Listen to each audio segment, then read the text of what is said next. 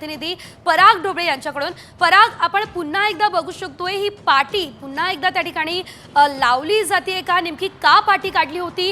काय नेमकं नागपूरमध्ये घडतंय? नक्कीच मोठी घडामोड आपल्याला पाहायला मिळते। आपण थोड्याच वेळापूर्वी साम टीव्हीवर एक्सक्लुझिव्ह ही बातमी दाखवली होती। त्यानंतर कुठेतरी पुन्हा जे आहे 2 जण कर्मचारी बाहेरून बंगल्यातून बाहेर आले आणि एकनाथ शिंदे यांच्या नावाची पाटी जी आहे ते पुन्हा लावताना आपल्याला दिसून येत आहे। ही पाटी कशासाठी काढली होती हे स्पष्ट झालं नसलं तरी पुन्हा जे आहे पाटी लावताना आपल्याला दृश्यांमध्ये पाहायला मिळते आहे। त्यामुळे या सगळ्या पाटी लावण्यामागे नेमकं काय कारण होतं की काढण्यामागे काय कारण होतं हे कुठेही स्पष्ट झालेलं नाही। या ठिकाणी एक अधिकारी जे होते ते बाहेर आले होते, त्यांच्यासोबत एक कर्मचारी होता, त्यांनी ही पुन्हा पाटी लावायला सुरुवात केली आहे। त्यामुळे खरंच मेंटेनन्स साठी ही पाटी काढली होती का की त्यामागे आणखी काही कारण आहे हे आता समजून घ्यावं लागेल। नक्कीच या सगळ्या मागे काहीतरी घडामोड आहे, कारण ज्या पद्धतीने ही पाटी काढण्यात आली होती, साम टीव्हीवर एक्सक्लुझिव्ह ही बातमी दाखवण्यात आली होती, त्यानंतर खरं तर सगळी यंत्रणा पुन्हा खडबडून जागी झाली का आणि त्यानंतर पुन्हा एकनाथ शिंदे यांच्या नावाची पाटी लावली जाते का, अशा पद्धतीचं जे आहे पाहायला मिळत आहे। आता आपण बघू शकतो ज्या ठिकाणची ही पाटी काढली होती त्या ठिकाणी पुन्हा पाटी जी लावली जात आहे ते दृश्यांमध्ये आपल्याला दिसतं। आपण त्यांना विचारण्याचा प्रयत्न करू, काय नेमकं कारण होतं पाटी काढण्यामागे, काय सांगाल तुम्ही? काय कारण होतं पाटी काढण्यामागे? कलरिंग काढण्याचं कलरिंग साठी काढली होती। कुठलं कलरिंग आहे? तर मार्बल आहे, याला कलरिंग करण्याची काय गरज आहे? बंगल्याचा मेंटेनन्स चालू आहे। मेंटेनन्स जरी असलं तरी कलरिंग करायची याला आवश्यकताच नाही, मग पाटी कशासाठी काढण्यात आली होती? नक्कीच खरी तर हे छोटे कर्मचारी आहे, यांना या सध्या संदर्भात वेगळी माहिती नसेल, पण कलरिंग साठी काढण्यात आलं असलं ते सांगत असलं तरी या ठिकाणी जी पाटी लावली होती तो पूर्ण मार्बलचा भाग आहे, त्यामुळे पाटी काढण्याची कुठलीही गरज नव्हती किंवा आवश्यकता नव्हती। तरी सुद्धा ही पाटी कशासाठी काढण्यात आली हे कळलं नाही। मेंटेनन्सचं नाव जरी सांगत जात असलं तरी ही पाटी काढण्यात आली होती आणि साम टीव्हीवर एक्सक्लुझिव्ह बातमी दाखवल्यानंतर या ठिकाणी पुन्हा जे आहे पाटी लावताना आपल्याला दृश्यांमध्ये पाहायला मिळते आहे। कोणी वरिष्ठ अधिकारी याबद्दल बोलायला नाही, मात्र जो लावणारा कर्मचारी तो सांगतो की मेंटेनन्ससाठी ही पाटी काढण्यात आली होती। मात्र नक्कीच या सगळ्या मागे काहीतरी काय गोड बंगाला हे करू शकला नाही, कारण की तात्पुरतं जरी सांगितलं असं की हे मेंटेनन्स साठी काढण्यात आली असली तर अजून मेंटेनन्स झालं नाही, मग पुन्हा पाटी का लावण्यात आली? साम टीव्हीच्या बातमीचा हा खरं तर इम्पॅक्ट आहे का असंही म्हटलं तर वावगं ठरणार नाही। याबद्दल बोलायला कोणी पुढे येत नसलं तरी साम टीव्हीच्या एक्सक्लुझिव्ह बातमीनंतर या ठिकाणी पुन्हा पाटी लावण्यात येत असल्याचं आपल्याला दृश्यांमध्ये पाहायला मिळते आहे। आपण या ठिकाणी पाहू शकतो कुठंतरी जे आहे अधिवेशन आहे, अधिवेशनाच्या पार्श्वभूमीवर जे आहे कामकाज असतो किंवा बंगल्यासमोर ज्या पद्धतीची सुरक्षा व्यवस्थेसाठी घेण्यात येते त्या ठिकाणी हे जे आहे लावलं जातं आणि मुख्यमंत्र्यांच्या निवासासमोर सध्या लोकांना सोडण्यासाठी खरं तर ही व्यवस्था ज्या पेंडॉल बांधल्या जाते, त्यामुळे आता हा पेंडॉल बांधत असताना या ठिकाणी साम टीव्हीनं बातमी दाखवल्यानंतर पुन्हा जे आहे एक प्रकारे पाटी लावण्यात येत आहे। बांधकाम विभागाच्या अधिकाऱ्यांशी सुद्धा जाणून घेण्याचा प्रयत्न करू, मात्र मेंटेनन्ससाठी पाटी काढण्यात आल्याचं सांगितलं असलं तरी कुठलंही मेंटेनन्स होण्यापूर्वी पुन्हा साम टीव्हीच्या बातमीनंतर या ठिकाणी पाटी लावण्यात आलं हे विशेष। निश्चितच धन्यवाद पराग दिलेल्या सर्व सविस्तर अपडेटसाठी। खरंच अतिशय महत्त्वाचा मुद्दा आहे यावेळेस एकनाथ शिंदे यांच्या नावाची पुन्हा एकदा पाटी। पुन्हा एकदा आपण आमचे प्रतिनिधी पराग ढोबळे यांच्याकडे जाऊयात।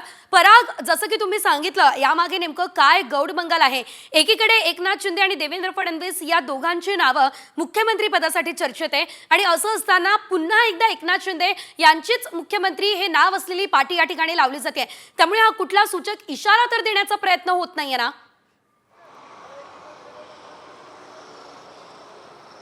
नक्कीच सूचक इशारा म्हणता येईल, पण खडबडून कुठंतरी प्रशासन जागा झालं होतं। खरं तर ही पाटी मेंटेनन्ससाठी काढली होती की कोणाच्या सांगण्याहून काढण्यात आली होती हे सुद्धा स्पष्ट झालं पाहिजे, कारण ज्या पद्धतीने आता पाटी काढल्यानंतर आपली बातमी दाखवल्यानंतर काही क्षणातच जो आहे रामगिरी निवासस्थानातून एक कर्मचारी येतो आणि पाटी लावायला सुरुवात करतो।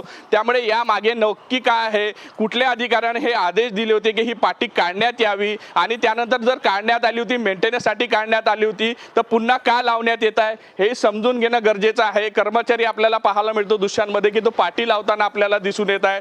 त्यामुळे या सगळ्या मागे नेमकं काय घडलं होतं? मुख्यमंत्री एकनाथ शिंदे यांच्या नावाची पुन्हा चर्चा आहे की कोणाचे आदेश ऐनवेळी आपली बातमी दिसल्यानंतर साम टीव्हीची एक्सक्लुझिव्ह बातमी दिसल्यानंतर आदेश आले आणि ते एकनाथ शिंदे यांच्या निवासस्थानासमोर आतमधून जे आतमध्ये ठेवलेली पाटी होती ती काढली आणि आतमध्ये बाहेर येऊन ती पाटी पुन्हा लावण्याचं काम करतात। त्यावर लिहिलेलं आहे एकनाथ शिंदे हे मुख्यमंत्री आहे। मुख्यमंत्री पदाबाबत अजून कुठलंही चित्र स्पष्ट झालं नाही की कोण मुख्यमंत्री होणार, मात्र ही पाटी पुन्हा काढून पुन्हा लावण्यामागे नेमकं काय आहे हे मात्र अजूनही सेजल कळत नाही आहे।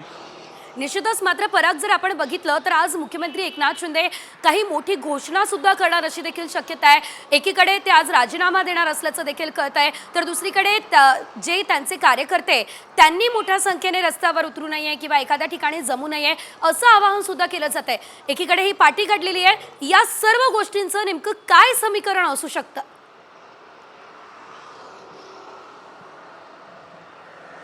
नक्कीच कुठंतरी एकनाथ शिंदे यांच्याकडून जो आहे, त्यांच्या पक्षाकडून जो आहे तो दबाव आपल्याला पाहायला मिळतो की तेच पुन्हा मुख्यमंत्री व्हावे. ते ज्या पद्धतीनं भाजपनं मोठ्या प्रमाणात 133 जागा मिळवलेल्या आहेत, त्याचबरोबर अपक्ष आमदारांनी सुद्धा त्यांना पाठिंबा दिला. म्हणजे भाजप एक मोठा पक्ष आहे, त्यामुळे भाजपची यंत्रणेचे सुद्धा कुठंतरी भाजपच्या वरिष्ठ पातळीची सुद्धा इच्छा आहे का भाजपचा मुख्यमंत्री व्हावा.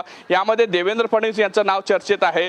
काही ठिकाणी आपल्याला अशी चर्चा मिळाली आहे का बिहार पॅटर्न इथं राबवा, कुठेतरी विश्वास ठेवला जावा, अशा पद्धतीची चर्चा पाहायला मिळते आहे. पण नेमकं पक्षश्रेष्ठी जी आहे भाजपची ते कोणाला मुख्यमंत्री करते हे पाहावं लागणार आहे, किंवा पक्षश्रेष्ठी महायुती म्हणून पुन्हा कोणाला मंत्री करते हे सुद्धा पाहावं लागणार आहे. मात्र या सगळ्या घडामोडीमुळे कुठेतरी भाजपचाच मुख्यमंत्री व्हावा, देवेंद्र फडणवीसच मुख्यमंत्री व्हावा अशा पद्धतीची सुद्धा चर्चा आपल्याला पाहायला मिळते. स्थानिक कार्यकर्त्यांची तशी इच्छा पाहायला मिळते आहे. त्याचबरोबर राष्ट्रवादीने सुद्धा देवेंद्र फडणवीस यांच्या नावाला जे आहे शिक्कामोर्तब सुद्धा केला, त्यांना पाठिंबा दिलाय. मात्र शिंदे गटाकडून कुठेतरी या सगळ्यावर दबाव टाकला जातो आहे की एकनाथ शिंदे यांनाच पुन्हा मुख्यमंत्री करावं. काही ठिकाणी पूजा अर्चना सुद्धा झाल्याचं पाहायला मिळालं आपल्याला. एकनाथ शिंदे हेच मुख्यमंत्री व्हावून देवाला सुद्धा साकडं घातलं जात आहे. राजकीय घडामोडी मात्र या सगळ्यामुळे जे आहे आपल्याला तीव्र होताना दिसून येत आहे. पण मुख्यमंत्री कोण होणार हे अजूनही स्पष्ट झालं नाही. महायुतीतला मुख्यमंत्री हे स्पष्ट असलं तरी नेमकं मुख्यमंत्री कोण होणार हे पाहावं लागणार आहे. सेजल.